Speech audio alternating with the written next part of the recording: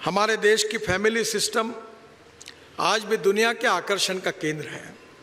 मैं British parliament में मुझे भाषण करने का मौका मिला और वापस आने के बाद प्रधानमंत्री और विदेश मंत्री बैठे थे।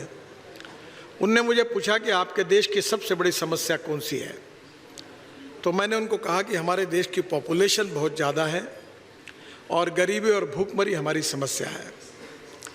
जब मैंने ये बात बताई तो मैंने उनको सवाल पूछा कि आपके देश की समस्या कौन सी है। तो उन्होंने जो बताया वो बहुत ही आश्चर्यकारक था। उन्होंने कहा कि हमारे देश में यंग लड़के और लड़कियां शादी नहीं करते, वो लिविंग रिलेशनशिप में रहते हैं, जिसके कारण हमारी सामाजिक व्यवस्था में बहुत अड़चनें पैदा हुई है। तो उन्होंने मुझे पूछा आपके देश में ये समस्या नहीं है, तो आपका देश तो गरीब है तो ये समस्या होगी।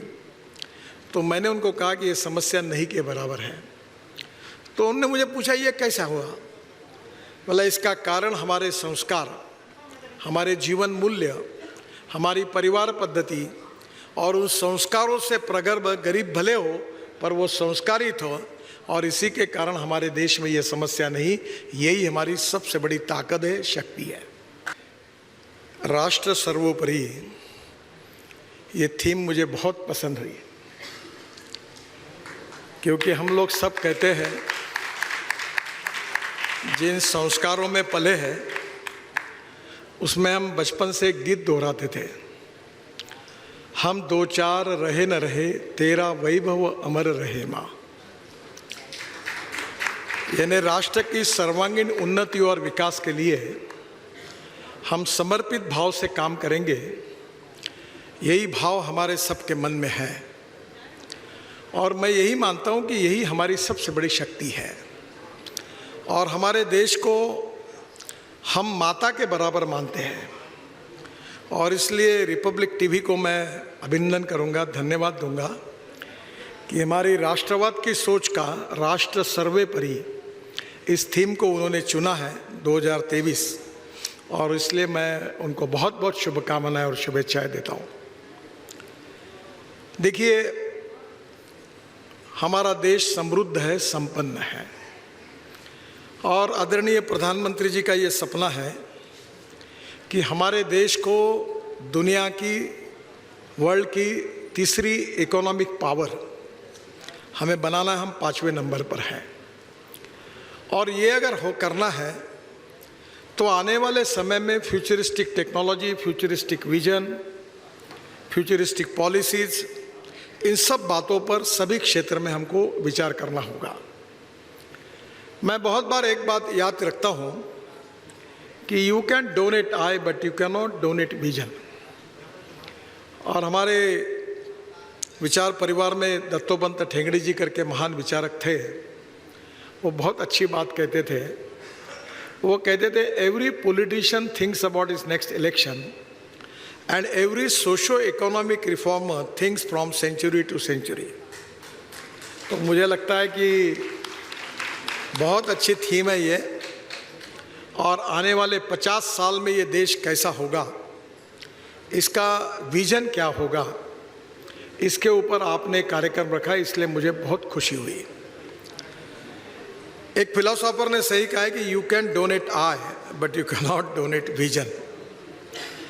आंखें दान किए जा सकते हैं पर दृष्टि दान नहीं की जा सकती। और इसलिए अभी छोटी सी फिल्म जो आपको बताई, इसके 3 महत्वपूर्ण हमारे सोसाइटी के पिलर हैं: ethics, economy, ecology and environment. हमारा इतिहास, हमारी संस्कृति, हमारी विरासत, हमारे जीवन मूल्य, मूल्याधिष्ठित जीवन पद्धति, परिवार पद्धति हमारी ताकत है, शक्ति है। और पूरे विश्व में योग विज्ञान और आयुर्वेद से लेकर नेचुरोपैथी से लेकर आज हमारी संस्कृति, इतिहास और विरासत के प्रति आकर्षण है। हमारे देश की फैमिली सिस्टम आज भी दुनिया के आकर्षण का केंद्र है। मैं ब्रिटिश पार्लियामेंट में मुझे भाषण करने का मौका मिला और वापस आने के बाद प्रधानमंत्री और विदेश मंत्री बैठे थे। उनने मुझे पूछा कि आपके देश की सबसे बड़ी समस्या कौन सी है। तो मैंने उनको कहा कि हमारे देश की पॉपुलेशन बहुत ज़्यादा है और गरीबी और भूखमरी हमारी समस्या है। जब मैंने ये बात बताई तो मैंने उनको सवाल पूछा कि आपके देश की समस्या कौन सी है। तो उन्होंने जो बताया वो बहुत ही आश्चर्यकारक था। उन्होंने कहा कि हमारे देश में यंग लड़के और लड़कियां शादी नहीं करते, वो लिविंग रिलेशनशिप में रहते हैं, जिसके कारण हमारी सामाजिक व्यवस्था में बहुत अड़चनें पैदा हुई है। तो उन्होंने मुझे पूछा आपके देश में ये समस्या नहीं है? तो आपका देश तो गरीब है, तो ये समस्या होगी। तो मैंने उनको कहा कि ये समस्या नहीं के बराबर है। तो उन्होंने मुझे पूछा ये कैसा हुआ?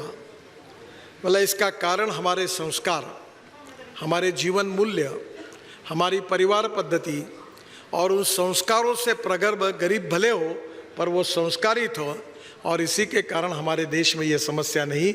यही हमारी सबसे बड़ी ताकत है, शक्ति है। हमने कभी विस्तारवादी भूमिका नहीं ली है। जैसे अभी G20 का कार्यक्रम हुआ तो वसुधैव कुटुंबकम, हम कभी नहीं कहते कि हमारा कल्याण हो, हम कहते हैं विश्व का कल्याण हो।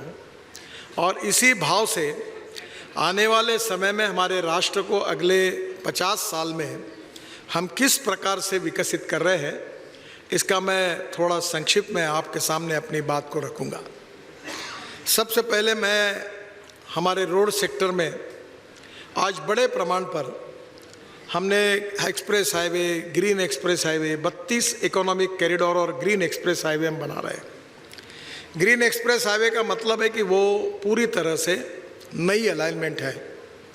जैसे दिल्ली से कटरा, ये ग्रीन एक्सप्रेस हाईवे है। दिल्ली से मेरठ, ये ब्राउन रोड है, क्योंकि ये पहले रोड था, हमने इसको वाइंडिंग किया। तो मैं आपको बताना चाहूँगा कि आने वाले समय में, अभी अर्नब जी को मैं कह रहा था कि दिल्ली से जयपुर, दिल्ली से देहरादून और दिल्ली से कश्मीर तो मैं अभी नहीं बोलूँगा, पर ये 2 जगह की फ़्लाइट्स, और बंगलोर से चेन्नई, ये 3 जगह की फ़्लाइट दिसंबर महीने तक बंद हो जाएगी, क्योंकि कोई जाएगा ही नहीं। क्योंकि दिल्ली से देहरादून जाने के लिए अब 2 घंटे में आप जा सकेंगे, और अगर आप एयरपोर्ट जाएंगे तो 1 घंटा पहले, घर से 1 घंटा जाने के लिए, वहाँ से जाने के लिए पौन घंटा और घर जाने के लिए 1 घंटा, तो 4 घंटे लगेंगे। हम आपको इस होटल से देहरादून 2 घंटे में पहुँचा देंगे, हरिद्वार को 1.5 घंटे में, चंडीगढ़ को 2.5 घंटे में, जयपुर को 2 घंटे में, कटरा को 4, अमृतसर को 4 घंटे में, कटरा को 6 घंटे में, श्रीनगर को 8 घंटे में, बेंगलोर से मैसूर अभी 1 घंटा 10 मिनट हो गया, दिल्ली से मेरठ 3.5 घंटे लगते थे, अब 45-50 मिनट में हो गया, और दिल्ली से मुंबई 12 घंटे में। और सबसे महत्वपूर्ण बात है कि हमारे भाषणों में हम कहते थे पहले कश्मीर से कन्याकुमारी तक, पर कभी हमको इसका एहसास नहीं हुआ। मैं सौभाग्यशाली हूँ कि मैं आपको जो बता रहा हूँ वो सपना आपका आने वाले 1 साल में पूरा हो रहा है।